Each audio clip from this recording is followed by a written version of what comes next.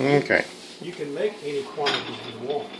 What I consider a typical batch, for lack of a better word, is 2 cups of self-rising flour.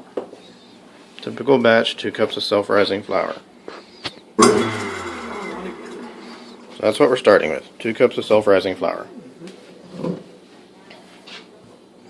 You said you preheated the oven to 400?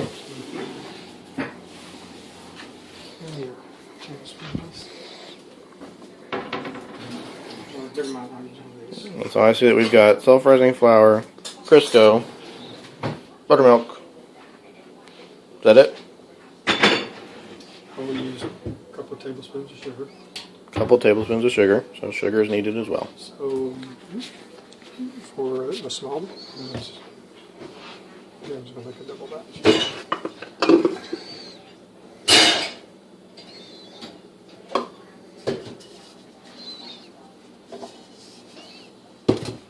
So this is a double batch. Does that mean you're using 4 cups of flour? Yes.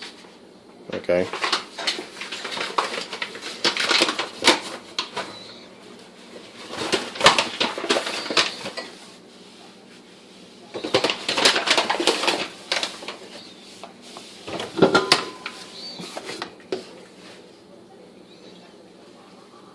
I do like a heaping tablespoon of wad for every cup that I put in there. Heaping tablespoon of Crisco for every cup. Okay. All right, press it in. More Crisco the better, or which way would you rather shade?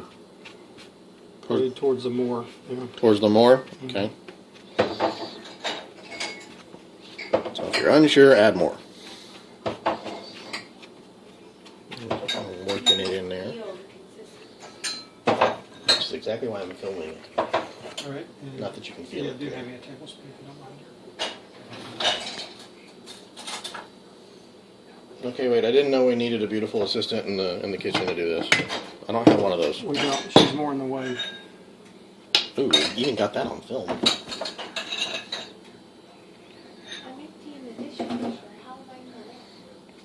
Use about a tablespoon of sugar for every cup of flour. So a heaping tablespoon of Crisco and tablespoon of sugar for every cup of flour.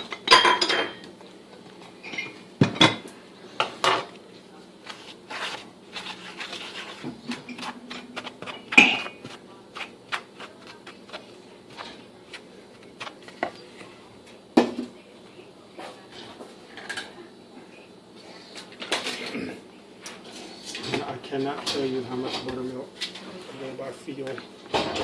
Okay, well, as you're feeling it, measure it.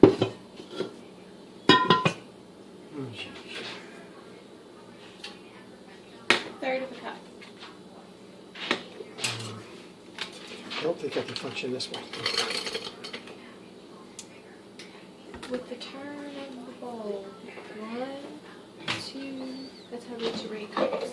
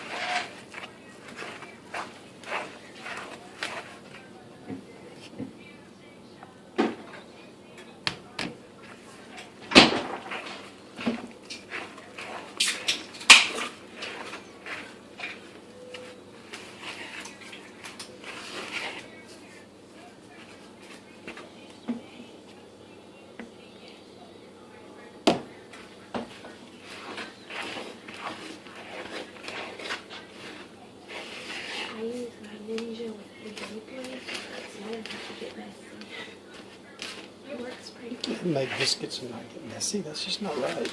Well, I do when I have to pull it out of my blender to put it in the... Mm-hmm. See?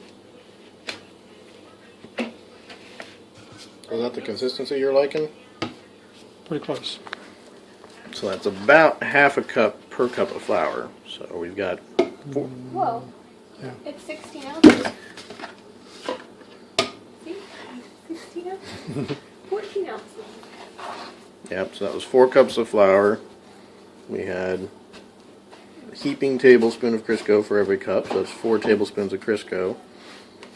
Tablespoon of sugar, so that's 4 tablespoons of sugar. And now 2 cups of cultured low-fat buttermilk. Gotcha.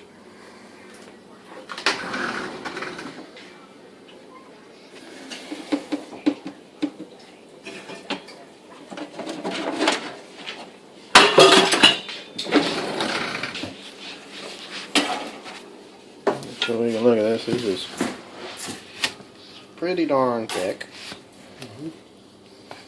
It's still sticky to touch, which is the way, way I like to do it. So it means I have to have well flour in my hands.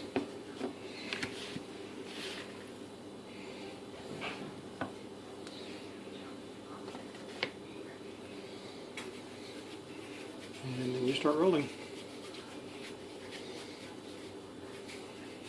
Roll, mash, whatever you need to do.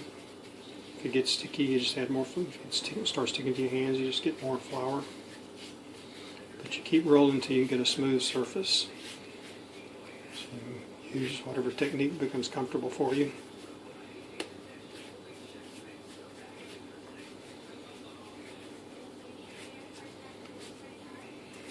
And if your underneath can be rough, you just want your smooth surface on top.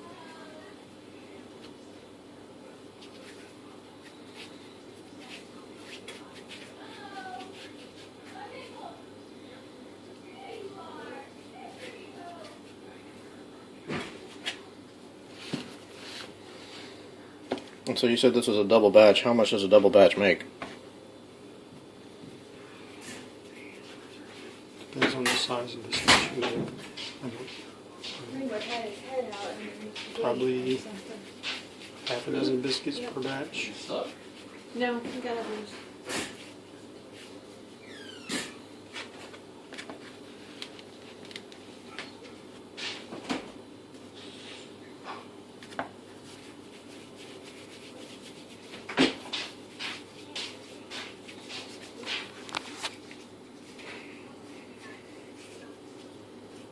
So you said after we've kind of spilled some flour in there, we might not need it in the hands, which is probably a tip because you would over dry the biscuits if you kept adding.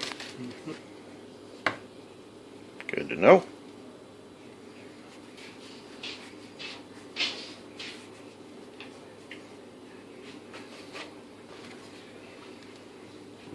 So what you're saying is size doesn't matter.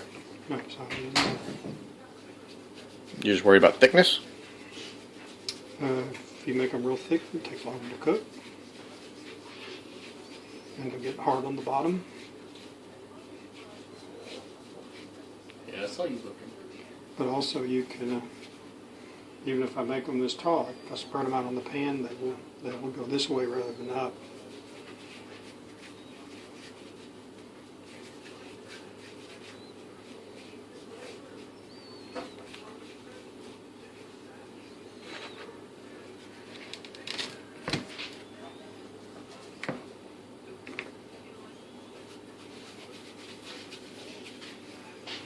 Now, is there a high-fat buttermilk? It's a regular buttermilk. So why low-fat? And doesn't typically more fat mean That's what Grandpa bought. more flavor? I just bought regular. Ah, okay, so there is regular. You normally use regular instead of low-fat? Mm-hmm. Makes them better? No, no, there's no big difference. And buttermilk is still very usable long after its expiration date.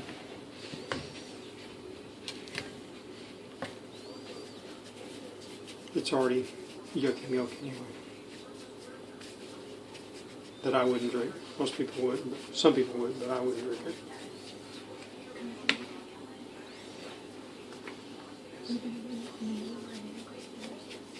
So, And if you used regular milk in this, you'd really notice a difference. Yeah, you know, there's a difference in the flavor. I mean, you could do it, but it makes a difference in the flavor and the texture as far as I can remember. Sometimes when I run out of buttermilk, I will mix them. I don't have enough buttermilk.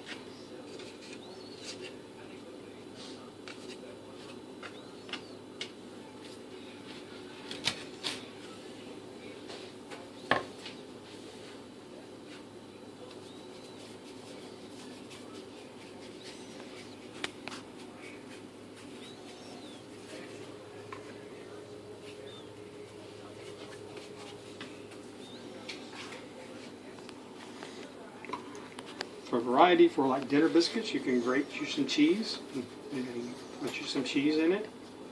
You just mix that straight in the dough, like what you did before. If you stir in it, you know, whenever you stir in, just before you stir in your milk. And make cheese biscuits. You could add a little garlic to it, a little garlic salt. Now you knew from the beginning we're using self-rising flour, right? Yes, I think I've mentioned self-rising a couple times. Now I'm just curious. From here I can see that there is a cinnamon buttermilk biscuit recipe on the side of the self-rising flour. That's not where you got this recipe, is it? No. Okay, just checking. this isn't Friends. Phoebe. Cookie.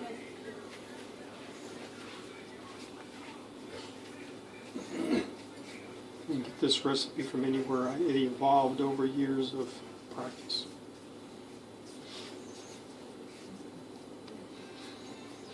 And Grandma McCraw's recipe was different. Yeah, the last few years she started making hers, I think, with oil.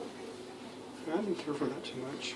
Oil instead of Crisco? Yeah, because of the heart problems she had. I don't know for sure. I don't know if I ever watched her make them. I don't know if that's what she did or not. Okay, now it's going to be your turn, boss.